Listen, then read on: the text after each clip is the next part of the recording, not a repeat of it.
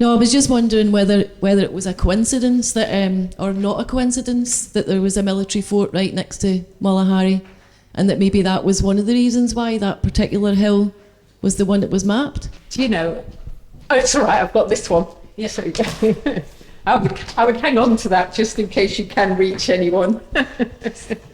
But do you know? I've never thought of that. But that does seem so flipping obvious now, doesn't it? That they probably did have people regularly based here. It would have been an easy place to work out from. Yeah, that's a good point. Yeah. Whereas right up at the top there, sheet number 1, Malin Head, it's a bit away of thinking from things, isn't it? Really. Yeah.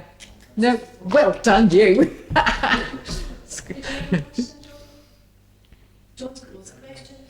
Just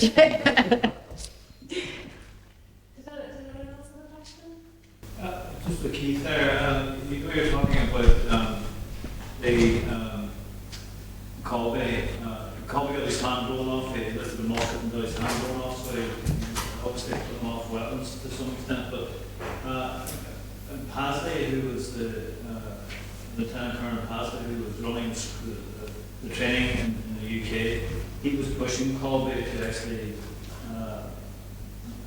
arm the soldiers, and I'm not quite sure what actually happened after that, whether Colby just decided not to do it and that was it. But there seemed to be an argument between them over whether they should carry arms or not. Yeah. There's some of it is in, if you look at Paper Landscape by John Andrews, the book, which I was doing before this talk, in fact, just to check back. John Andrews refers to some of the instructions to the surveyors which were handed out. So this would be the 1820s, 1830s. And that's where reference is made to the kind of, the importance of making sure that the men were not used to quell civil disturbances, as I think the terminology is used. And it was actually talking to Mick Corey, who was involved in Mapping Monuments project. Some of you will have seen Mick Corey's booklet on the Lochfoyle baseline. And when I showed that image, he was actually, of the men in all their finery, he was slightly nervous actually in having that for our exhibition for Mapping Monuments, and felt it had to be caveated. And I think he's right, because it is such a provocative image.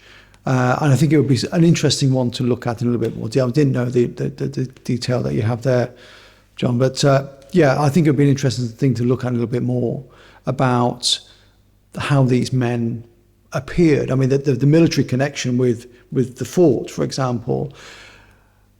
The Ordnance Survey they were military trained men. They'd gone through basic training and so on. Then you had to bear arms. They were equipped to do so, in a sense, or at least able to do so. But in the field of surveyors, my understanding is that they were not armed, and they were not in the sort of uniform that we've just been saying. I mean, from a practical point of view, you can understand why. I think the image of the Lochfoyle baseline is probably more sort of faithful in that sense. Did you see how the men were being uniformed or attired in a kind of like a blue, like this, almost like an engineer's blue cotton type setup? And I think that would be my impression. I mean, it'd be interesting to know from around the room if anybody else has an insight on this, but I think that would be how they would be appearing in the landscape. I think it's misleading because it's giving the impression, that they carry guns down because it's used on the frontispiece of civilising Ireland. It is indeed. And I know often the author doesn't have the say on what goes on the cover. It's the publishers actually do that, but it does mislead and gives the impression that they were used for that. That's right. That's why Mick Corey was, I think, wanting that caveat, which is what we did do in the exhibition, that it is caveated. Thank you. Yes, a very important point. And I think that the point about the fort is, again, as a military disciplined organisation, the Ordnance Survey, one thing, and again, Mick was really good about thinking, again, is to think about this in the field, is to think like military men. I mean, they are men, how military men would have felt about being in a particular place where they would have been provisioned, how the provisions would have come in, transported and so on. And I think the fort connection is a really important one. So to think of as they. Just The other thing just on Pale End was they were well received, wherever, generally speaking, around the country. well, I think things began to change. I don't know. In the early years, it might have been there might have well been standoffs and difficulties. But if you imagine, also it was creating quite a bit of work for people because they needed people to help to work with the surveyors. So and then in terms of the hill sketches, they were mostly Irish civilians.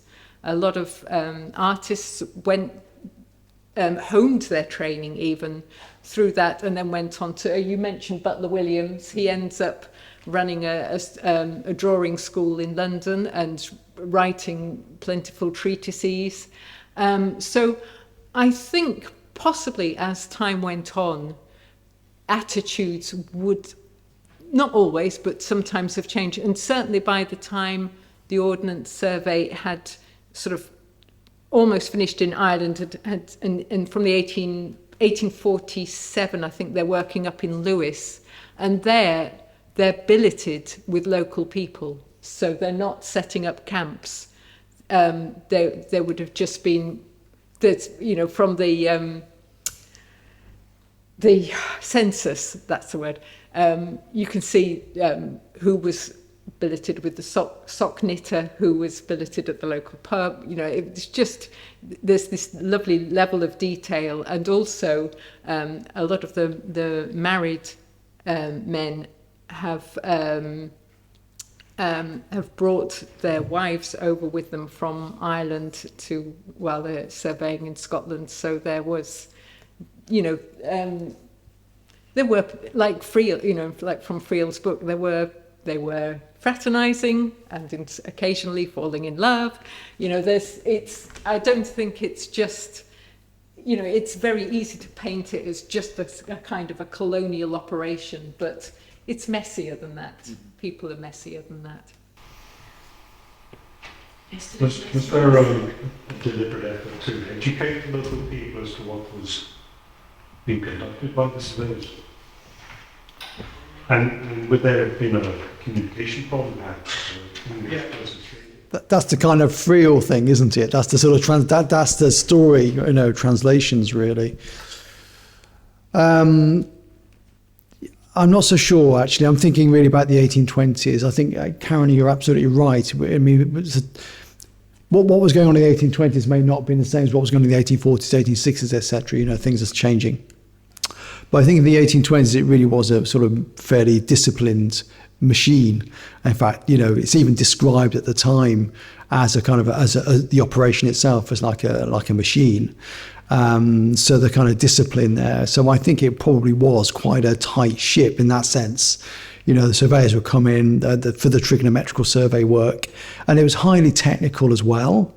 I think that was the other reason Colby was quite keen to make sure that there were civilians involved, but as you saw from that letter, it was more like for labouring rather than actually doing the technical work in the 1820s for the trigonometrical survey work, because they're using kits like the sort of kit you see around you here. So that would be my impression from that period, rather than sort of any kind of instructional elements. But maybe that came later, but I'm afraid I don't know that.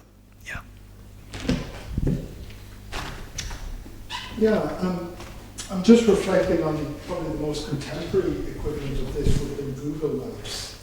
And there was a lot of conflict over ownership rights and data rights around that. Was there anything similar in those times with local people questioning the right to collect this data? Or would such concepts existed in those times?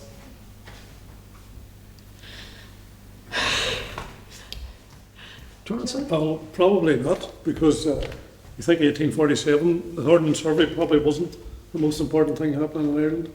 So I would say it was a case of the Irish people being dispossessed anyway. The landlords owned everything. They didn't have any rights, they had no fishing rights, they had no rights of any kind really. So probably not. Probably other things on their mind, like staying alive.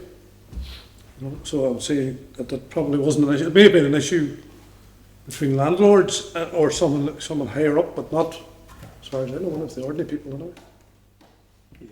John Andrews makes a bit of the. It's an important point again. If you look at the price of these sheets, they were expensive, and although Karen has shown the National Library of Scotland, they're freely available now. These sheets, you get them on the internet without any difficulty. But back in the 1830s, 1840s, when they were first printed, they would have been fairly rarely seen. Actually, privileged.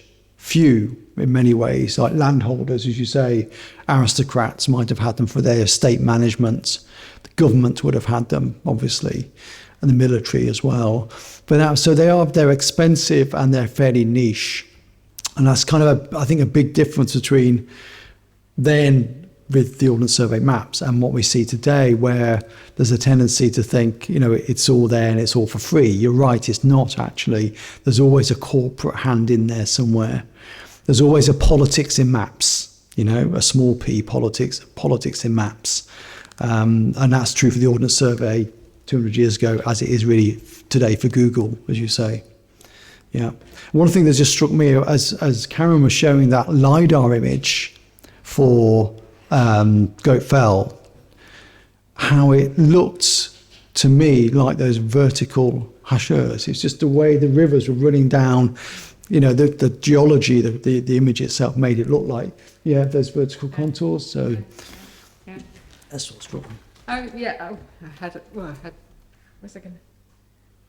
So, there's a nice bit in Nan Shepherd's book. So, this is the early 20th century, but where she's walking in the Cairngorms, but spying the ordnance men on a hill across the valley, working their way up. And so there must have been those moments where, without giving, an undue importance to it, that's just a farmer or whoever going to the market, doing whatever they're doing, and then spying, in their landscape, these strange characters with chains. There must be many of those moments of people just thinking, well, that's a strange way of going about the world. I don't know. It's, there will have been those moments, but I don't think there would have been a huge impact.